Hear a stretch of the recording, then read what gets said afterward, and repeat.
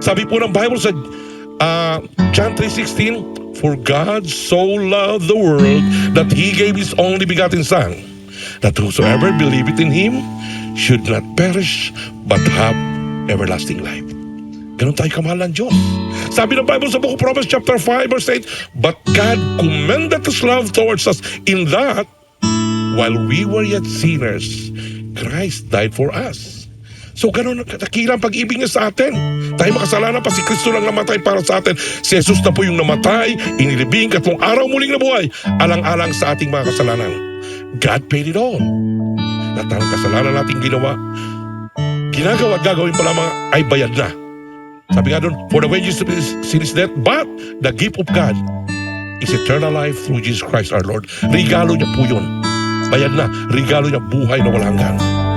But remember this, alam natin itong lahat, ang regalo libre, hindi mo na paghihirapan. Pero bagamat libre, hindi ito kailanman hindi ito mapapasayo kung hindi mo tatanggapin. So kinakailangan tanggapin natin ngayon yung regalo na buhay na walang hanggan. Well, kung hindi nyo pa nagagawa yun, that is the best gift na matatanggap mo sa tanang buhay mo. Sabi sa John 1:12,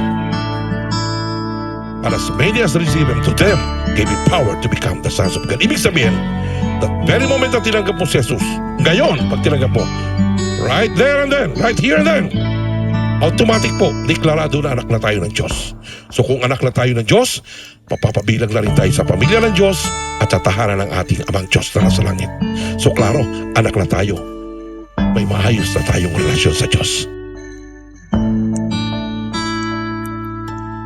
Sa araw na ito, tayo ay nagkakatipon upang pag-isahin sa pamamagitan ng kasal si Jose at si Zeneline, upang magtatag ng isang tahanan ayon sa pamantayan at alituntunin ng banal na salita ng Diyos.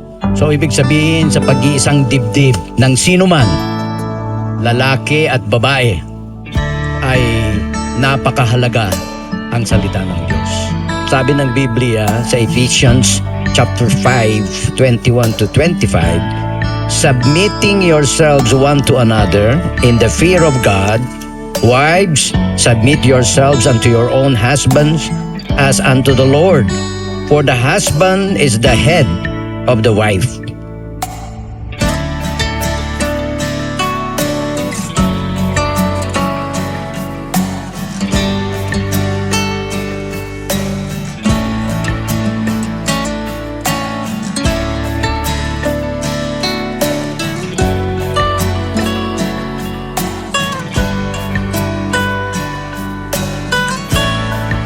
Submitting yourselves one to another. Nabibigyan lang ng emphasis yung wife, submit yourself unto your own husband. Pero sa totoo, dapat magkakaisa kayo. You are submitting yourselves one to another. But in the authority of God, it is God, and then husband, and then wife, and then children.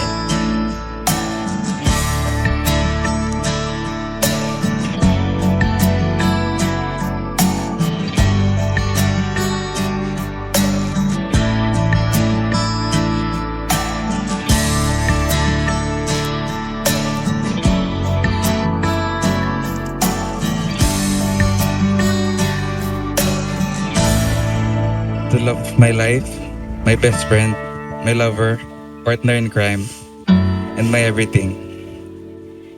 It seems like yesterday we first met, even though it was 8 years ago.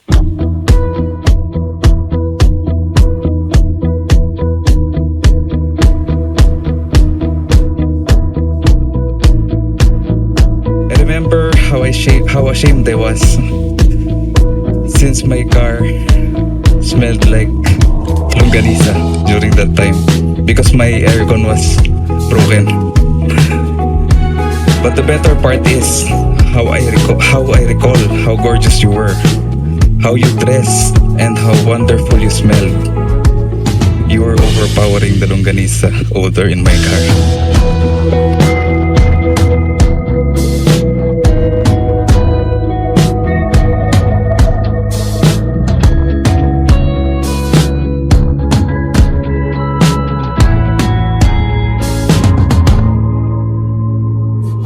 I feel truly blessed that now we are here, together, hand in hand, to fulfill God's will.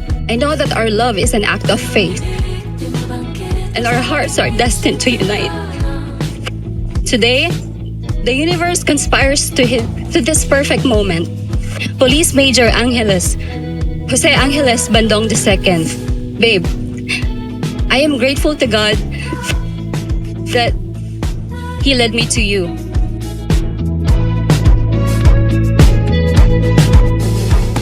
Can you imagine that was 8 years ago? And here you are, standing in front of me on our wedding day. I promise to submit myself to you. As what Pastor said earlier, as you submit to me. I love you very much. Here, you were a platoon leader, the strong arms, known to swiftly spin the heaviest rifles, gracefully toss in the air with your excellent precision that you make it look very easy. But for me, you're my strong arms, who's willing to carry the heaviest loads and make the greatest sacrifice. And that's how we survived the 5 years of long-distance relationship.